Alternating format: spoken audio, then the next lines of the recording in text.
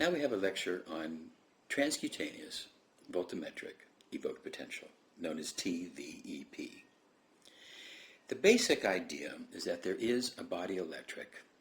That is obvious because what we are is a collection of electrons.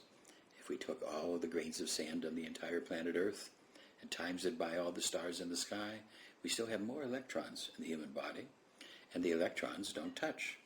We are basically a very large, vastly complicated electromagnetic field.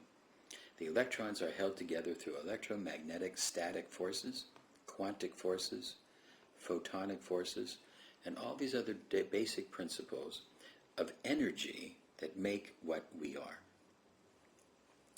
Now, the shark was first found to have a system in his nose to be able to detect electrical phenomena at a distance.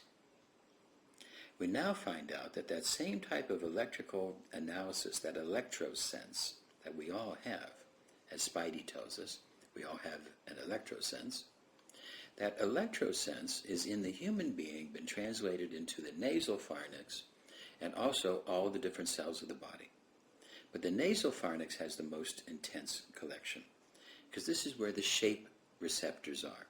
Now, for the shark living in salt water, there's a direct electroconductivity between the substances that have an electrical field and the shark's nose. However, in air, as we live in, the air is not electroconductive. So thereby we have taste sensors in the tongue and nose and shape receptors that allow those things to come in and touch. Now, for a long time people started using vials and electroenergy, and they did point probes and muscle testing, and they put substances into glass or plastic vials.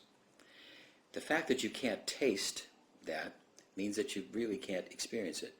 There is no such thing as an electromagnetic energy of the substance in the vial that can be detected by the body.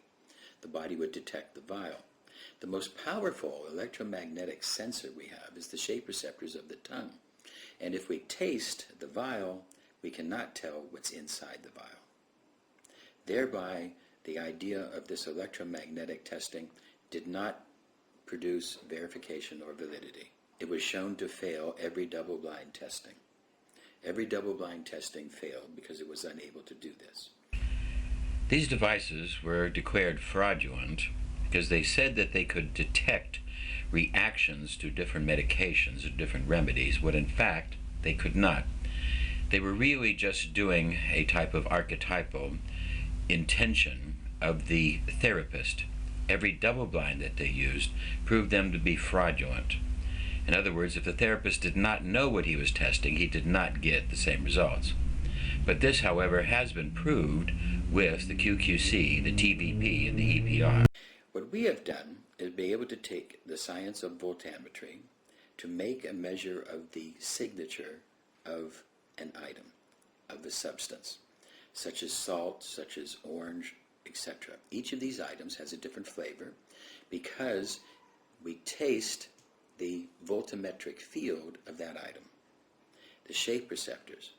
Now, in the study of voltammetry, we're able to study the electromagnetic signature of an item. We've taken that science and tried to build a basic little system, a voltammetry system, that would work like the tongue, to be able to measure the shape. Then we would take these electric shapes that we have measured with the patented system known as the QQC, and with the QQC we're going to be able to take those substances, amplify them millions of times to be able to get a similar reactivity as that of the shark. In other words, the electromagnetic field of an item is measured, then that is stored in the hard drive of the computer, in the quantum coherency test kit, inside the SCIO system, and thereby it is then activated when we test these substances to a person to see how they react. It is very much through an electroconductivity process known as transcutaneous voltammetric evoked potential. From this system and from the research, because we've been doing this now for over 40 years, the first studies were done at Youngstown State University back in the 70s, And then gradually developing patents and developing different ideas to come to the system today.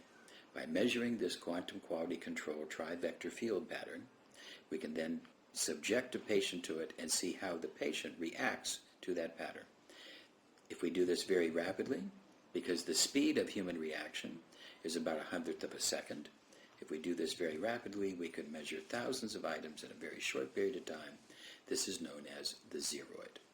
So this is the basic science of how we can measure the TVEP, Transcutaneous Voltammetric Evoked Potential, or measure the electrophysiological reactivity of a person to an item.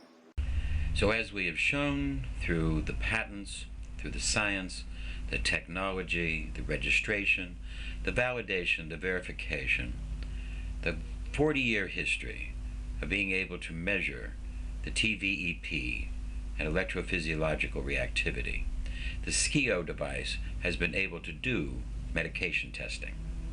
I welcome you to look and to find out more.